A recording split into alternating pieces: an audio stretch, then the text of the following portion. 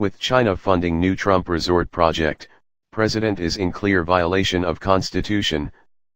The government watchdog group that has previously sued President Donald Trump over alleged ethics violations sharpened its focus this week on a billion-dollar development project involving the Trump Organization that is being partially financed by the Chinese government, calling it a clear violation of the Constitution's Emoluments Clause.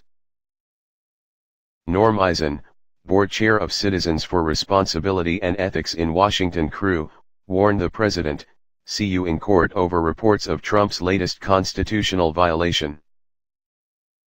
A billion-dollar resort project being developed in Indonesia by the president's business empire, the Trump Organization, is to receive $500 million from the Chinese government. The president's company has been involved in the project since 2015, according to the South China Morning Post. After winning the 2016 election, Trump refused to fully divest from his real estate business, choosing instead to place the company in the control of his two eldest sons. He still receives reports on the organization's holdings and business dealings, and is able to withdraw funds from Trump Organization accounts at any time. Trump's continued involvement with his business empire has resulted in multiple violations of the Emoluments Clause, argues CREW. The group has sued him for illegally taking payments from foreign heads of state as well as state governors, as many international and American politicians have stayed at Trump's hotels, dined at his restaurants, and held events at his resorts since he became president.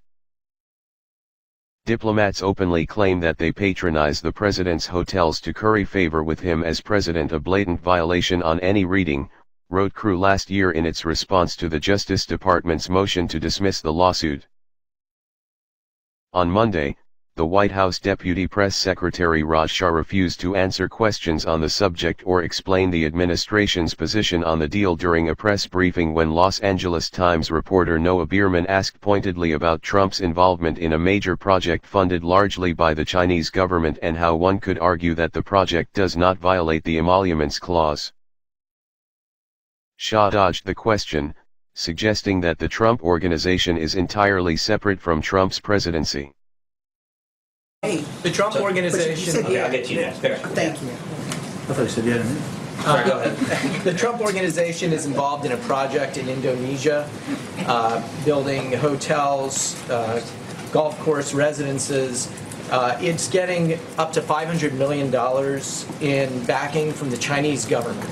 Can you tell or explain the administration's perspective on A, how this wouldn't violate the Emoluments Clause, and B, how it wouldn't violate the president's own promise that his private organization would not be getting involved in new foreign deals while he was president?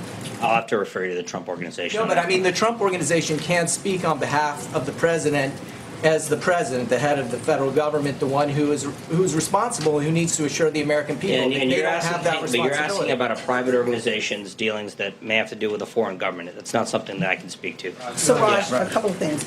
I need some information. We all need more information about the conversation that the president had